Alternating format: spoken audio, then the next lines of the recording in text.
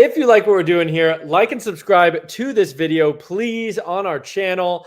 And with that being said, I'm going to throw it to David here to talk about a guy David put on the show sheet. This is David's pick, not necessarily the beating the drum you have to draft him, but we're each taking one guy a week now and saying this is a guy I want to talk about for specific reasons. So talk to us about Lloyd Jones, a very interesting prospect, fairly low rated compared to other guys that we've talked about this year. Yeah, Lloyd Chubby Jones is a quarterback from Hitchcock High in Texas. They're the 164th ranked team, 32 team power rating versus a 12 SOS. So he's in Division 3A in Texas, which is it's lower level. It's definitely below average. He's committed to Texas Tech. So with motion capture technology, Matt got his ball velocity at the highest in the class. I'm gonna lead off with that. Like he got him at that 658 to 60 range, which is, I mean, he's got a howitzer. It's actually higher than Bryce Underwood's. I think Adam Scoville was also like a 59 guy. So he's just ahead of those guys. So also, like, he's in the, I don't think we have verified size data on him. He's like between 6'2" and 6'4", and like 210 and between 210 and 220, depending on where you look. So big dude, big arm. He's athletic. He has a unique athletic background in general. Like, he's an all-state basketball player. He's won 2 state championships in basketball. He's a track athlete who does triple jump and shot put, which is a very unique. You don't see that a whole lot. Like, he's very springy for a bigger guy, and he's obviously got power to do the shot put as well. I would say he's more of a project type player. I know, Alfred, you're not going to like the mechanics on it. Like, he's got a longer delivery. You kind of mentioned that you kind of jotted down that he reaches back to gain power. I think he could if he can shorten things up, I think he can sacrifice a little bit of velocity, and that, like, obviously he has tons of it. He can probably shorten things up and still have plenty of velocity, but I would consider him a dual threat. Like, he had 655 yards rushing, 13 touchdowns. That's like one of those benchmarks we want to see is guys that can get double-digit rushing touchdowns. So that's good to see there too. Yeah, I mean, I think he's got good footwork in general. He's probably a little. Oh, he also plays defense too. He plays safety, so that's another unique thing about him. Like, he's just a very unique athlete in general. But yeah, he's got a couple of 60-yard tosses on film. I will say, like, well, his passing numbers, like, his efficiency is like really good. I think, like, I couldn't find his completion percentage or his yards per attempt from junior, but like, he was already at his first year starting. He was already at 11 yards per attempt. You can see he's pretty reactive to the pass rush. He can get out and make plays on the run. So definitely a really good improviser in general, and he's got the arm to deliver from the pocket. It's just, I think, cleaning up the mechanics. Like, I think of him kind of the opposite of Madden. Like, he needs more work, I feel like, but I think he actually has more NFL upside just because of his traits. So the other thing I'll say is, like, his offer list is not good.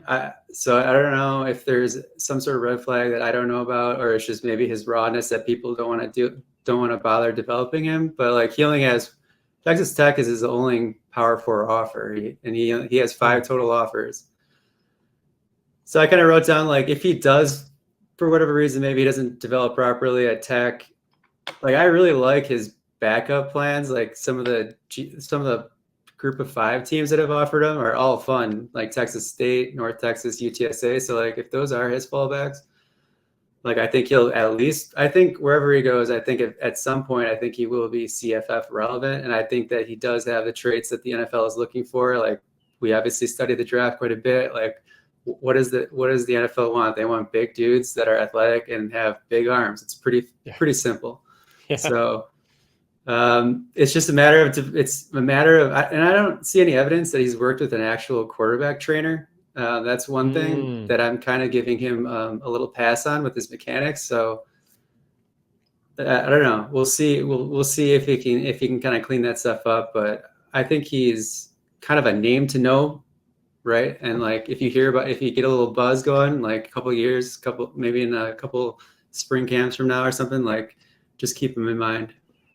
Yeah, absolutely. That's a great takeaway as well. And some of the guys we talk about here, they do show up in supplemental drafts 2 years later, and now they're in line to start. And I'm like, I remember we talked about that guy 2 years ago. It was kind of too low on the list to draft as a freshman, but you can be first to the party if you hear they're starting or something, and we liked their traits, before having to see it on the field. So absolutely. Matt, anything to add from this kind of guy we pulled out of the bargain bin here, Lloyd Jones? Not really. I think David covered it pretty well. I'm a huge fan of him. I've been a fan of him since we did our first 2025 preview show way back when. He was one of my quarterbacks I picked. Obviously a big time upside bet. He has a long way to go, but I generally think after a good senior year, he could be like a late riser, kind of like a Lenore Sellers, with this immense physical upside. Granted, he's definitely more raw than Sellers was at this point, even though Sellers certainly wasn't a refined player either. But he's definitely a player that has a lot to gain, and I think he can gain really quickly given the correct circumstances.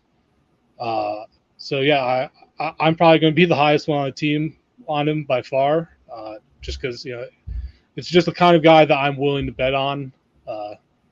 Given the physical upside as well as I think he could be very productive in college. So if I get burnt, it's fine. I'm willing to miss on a player like him. And I like, I think what David said, he winds up at Texas State in 2 years. You could be, look what Daquan Finn did for us in college fantasy at Toledo, and then he upgraded to Baylor. These uber athletic guys can go down to the G5, just like go crazy. And he's a guy I think that can score a ton with his legs. What about the flip side? You just mentioned it, Matt. Like this guy has a big senior year. Maybe he gets completion percentage up to like 68, 70%, has a crazy senior season. And then all of a sudden you're talking about Texas Tech. Maybe he gets like a more premium offer like Lenore Sellers, who I think was going to Syracuse for a while. And then at the end of the day, wound up at South Carolina, I think at his home state. I think there's a lot of ways Lloyd Jones can go. I think this was a great guy to bring to the conversation because absolutely you're talking about NFL tools. Anthony Richardson was a 3-star prospect. He was in the backyard of UF at some lower level Gainesville high school. Blew up Nike Combine for prospects. I think he still has one of the highest Spark scores of all time. And Florida took a chance on him 3 years later. He starts, then boom, he's top 5 pick in the NFL. Now he's one of the hottest names in drafts going on right now in best ball NFL drafts. So these guys with the tools can absolutely pop. And I think unlike receivers, I think quarterbacks are guys I'm willing to bet on those tools because honestly, in most classes, after about 5 guys, it's like, I don't think there's any NFL upside anymore. So you might as well bet on tools that have NFL upside and hope they come together. So, I don't think there's a whole lot to say bad about Lloyd Jones in terms of his draft cost right now. I guess that could go crazy and we'd be saying, oh, it's too expensive now, but he wouldn't even be drafted in most cases right now. And then the last thing is, yes, he's probably going to get Patrick Mahomes comps if he goes to Texas Tech and ever starts with that howitzer, Texas Tech, dual threat. And I actually like him better off platform. I like him better when he's kind of running. You saw in those clips, he can kind of slingshot the ball around and it actually looks crisper in those cases rather than when he takes the full, wind up. And so he can deliver the ball without that wind up. So, I think that mechanics actually could be improved. He shows it when he doesn't have to think about it, when he's just reacting. And I like that actually better for him.